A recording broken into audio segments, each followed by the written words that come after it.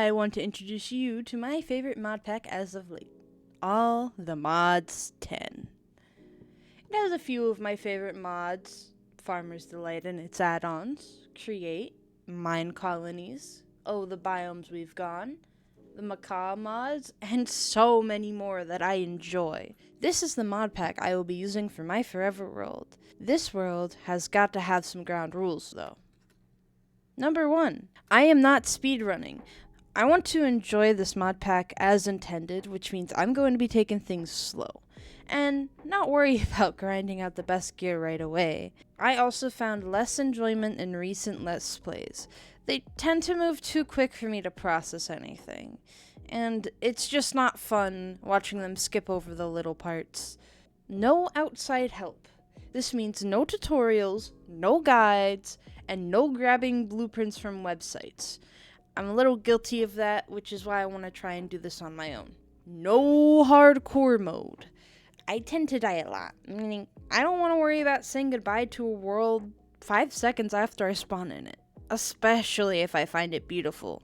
Number 4, I have to complete one task per video, regardless of the type of video.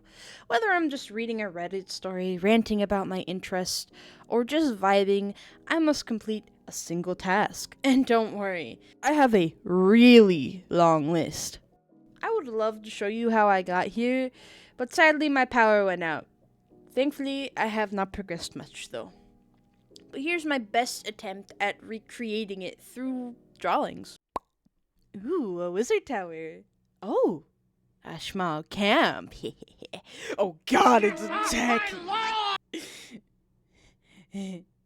Ooh, a cool show. Holy moly, they're rubbing me. Blub, blub, blub, blub, blub, blub, blub, blub, blub, blub, blub, blub.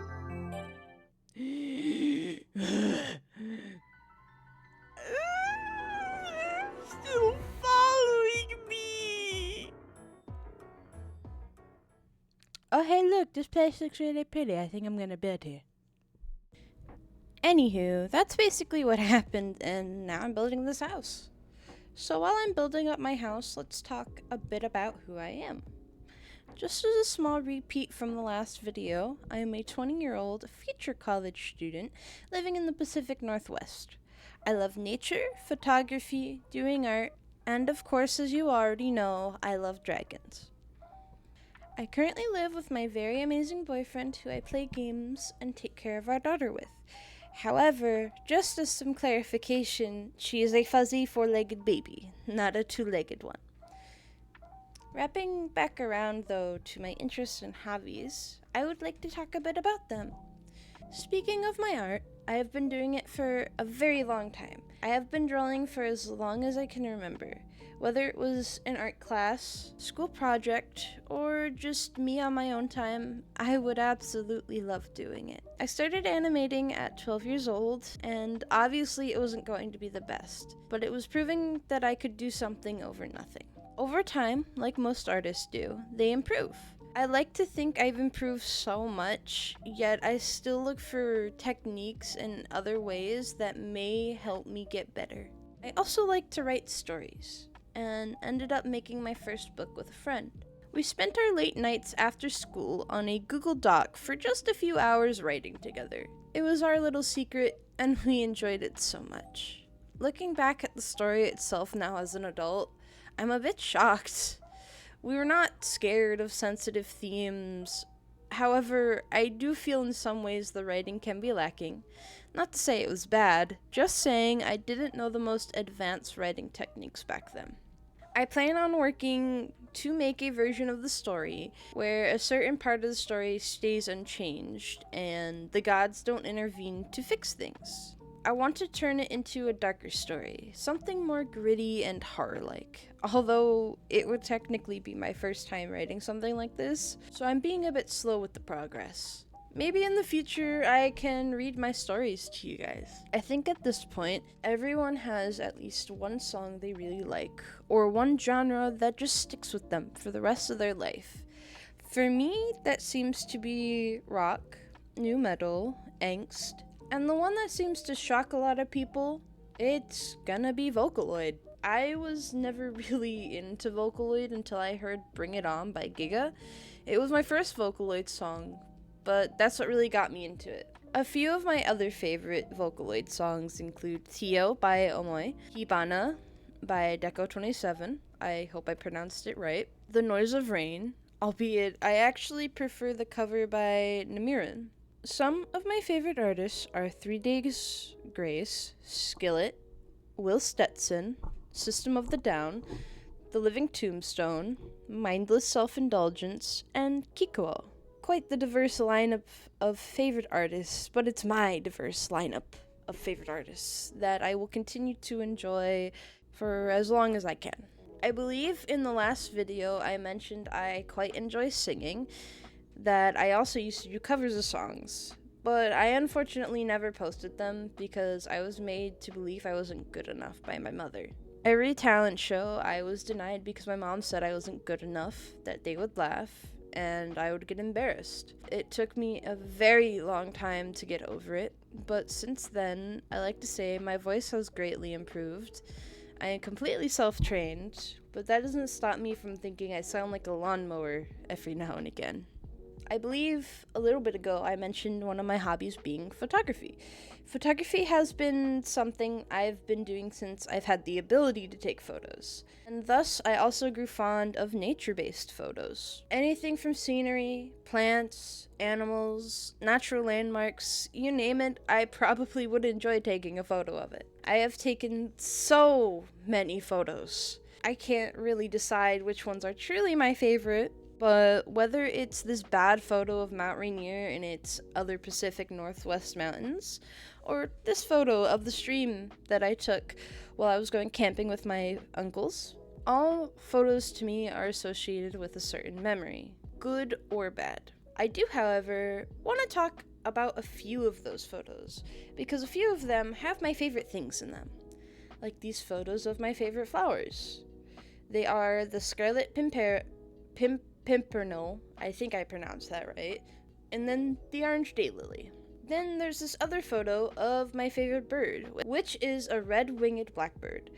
As common as they say they are, I've only seen them twice in my life, so I'm really happy to know that I'll probably get to see them more often now. Speaking of other favorites, you already know I love dragons, and if the first video didn't show it off well enough, I also like foxes. One of my favorite memories involving foxes was when my family was heading home from an event, and there's this little field we would always pass by to get to the main road.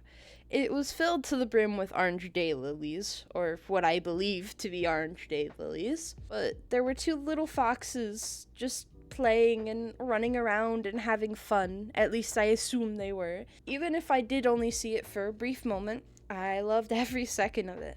Other than foxes, I do have other favorite animals, however. Those being maned wolves, snow leopards, and the Vancouver Island sea wolves. Here is a fun fact about Vancouver Island sea wolves. Vancouver Island sea wolves have a very diverse diet. I believe it's 75 to 90% of it being sourced from the ocean, and a quarter of that 75 to 90% is actually salmon. And they only eat the heads. This is actually something they learned so they can avoid, I believe, a bacterial infection known as salmon poisoning, which can be quite fatal to canids. I think it's pretty cool, but what do you guys think? One day I hope I can travel to Vancouver Island and catch this amazing little guy on camera for you. If it wasn't obvious by now, I really like games. I mean, you're literally watching me play one right now. Other than Minecraft, I also enjoy Osu, Apex, Overwatch, and Marvel Rivals. Though I will say first-person shooter games aren't the only thing I play. I also enjoy roguelites, like Peglin and Binding of Isaac, silly little indie games like Mage Arena and Bopple Battle, and pretty much any game that involves socializing. I'm not somebody who's into horror. I have anxiety, so things that involve horror I tend to avoid. A great example was when I was younger and had my first laptop. I was playing FNAF Pizza Simulator, oh boy, and I ended up locking in so hard that I punched the laptop because Scraptrap spooked me so horribly. I ended up breaking the laptop when I did that. Rest in peace, first laptop that I only had for probably about 2 weeks. Anywho, I don't think I mentioned what got me back into YouTube again, other than wanting to make content with friends. For a while now, I've been wanting to make videos like I used to, though those videos were more art centered. However, like most people with past experience, they grow up and out of being a kid. And as I grew up, I started not having free time anymore. Started being too busy with school and work. And then once I was out of school, my job took over. And I found it easier to stream in my free time and make short form content than put a whole hell of a lot of effort into something I didn't really have the time for anymore. However, now that I am not eternally busy with working every day of the week, I can actually sit down and start doing what I love again, making content for random internet strangers that I know nothing about. And in turn, I hope the same internet strangers that are watching now know just a little bit more about me. Before we end the video, I want to do a quick little sped up time lapse of what I built today. Obviously, it's just going to be the house, but I feel like watching it come together in a third person aspect is really cool. So, yeah, I'm gonna let you guys watch this, and then I'm gonna go bye bye for probably another 2 weeks while I come up with something else.